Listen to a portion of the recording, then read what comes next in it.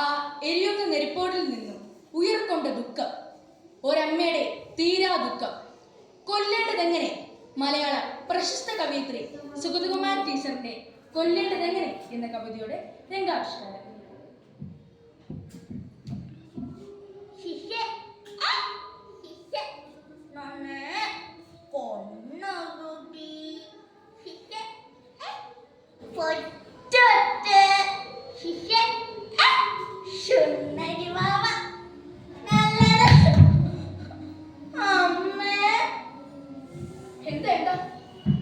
ഈശ്വര, ആകെ ഉണ്ടായിരുന്ന കണ്ണാടിയ ആദ്യം പൊടിച്ചോ നീയ?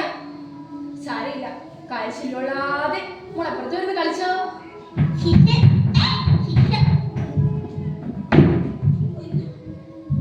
ഓ, ഇപ്പൊ കൊന്നേനല്ലോ മജ്ജനെ, ഏരണം കെട്ട സാധനം.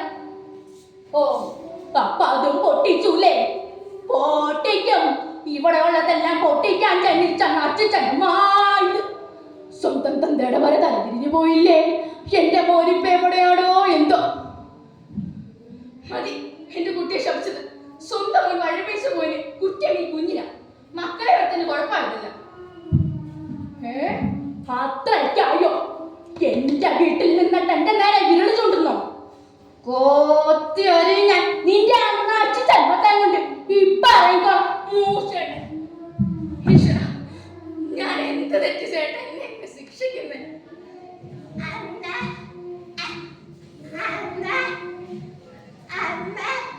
അയ്യേ, എന്താ മോളി കാണിക്കുന്നത്? മൂത്രത്തിലാണ് കളിക്കുന്നത്.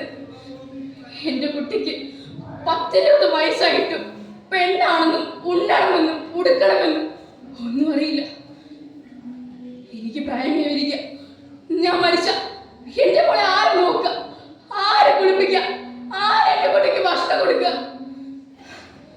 ആരും ഉണ്ടാവില്ല. ദുഷ്ടന്മാരാണ് ഈ ലോകം മുഴുവനും. ഞാൻ മരിച്ചു എന്ന് പറയുമ്പോ അയാള് വരും. അയാള് വന്ന ഇന്നച്ചോട് അവസാനപ്പറ്റി ഞാൻ ഈ സാധനത്തിന് മാന്തപൂജയുടെ അച്ഛൻ വേണ്ടേ? അല്ലെങ്കിൽ വേണ്ട. അച്ഛന്റെ പൊന്നുമോളെ വന്നേ, നീ വന്നേ. ഈ പെട്രോൾ വെച്ച് ഞാൻ കത്തിക്കും ഈ സാധനത്തിന്.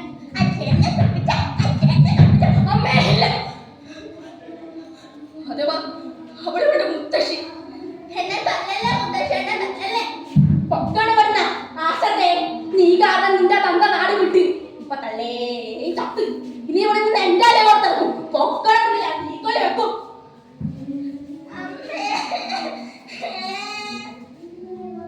പഴയ പട്ട ഇറമ്പ സിറപ്പ നോട്ട്ബുക്ക് അടയുക. ரொம்ப அழகான பொண்ணு. என்ன பாப்பா இது கழகுது?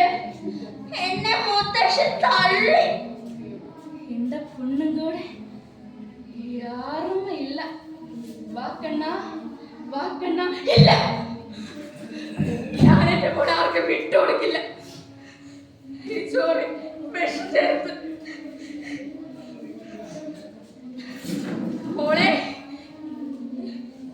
ഇനി വാ, മോത്തമ്മ ചോറ് തരാം. ഇല്ല, ഈ ചോറ് മുള്ളുള്ളി ചെന്ന മുള്ളോരോ നരമ്പും വലിഞ്ഞു മുറിഞ്ഞു വേദന കൊണ്ട് എന്റെ മുളപ്പിലായി.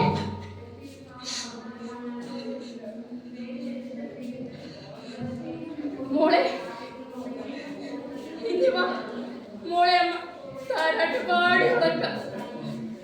വാ വോ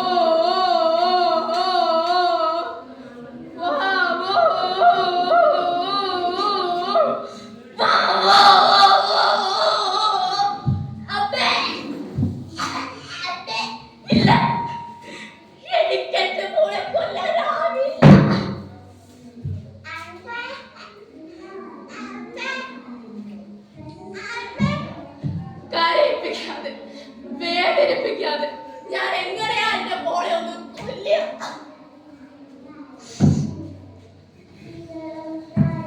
ഈ അമ്മയുടെ ദുഃഖം ഈ സമൂഹത്തിന് തന്നെ ദുഃഖമാണ്. സഹതാപമല്ല ഇവർക്ക് ആവശ്യം, സ്നേഹമാണ്. സ്നേഹം മാത്രം. ഇവരെ നമ്മളിൽ ഒരാളായി കാണാൻ ശ്രമിക്കുക. നന്ദി, നമസ്കാരം.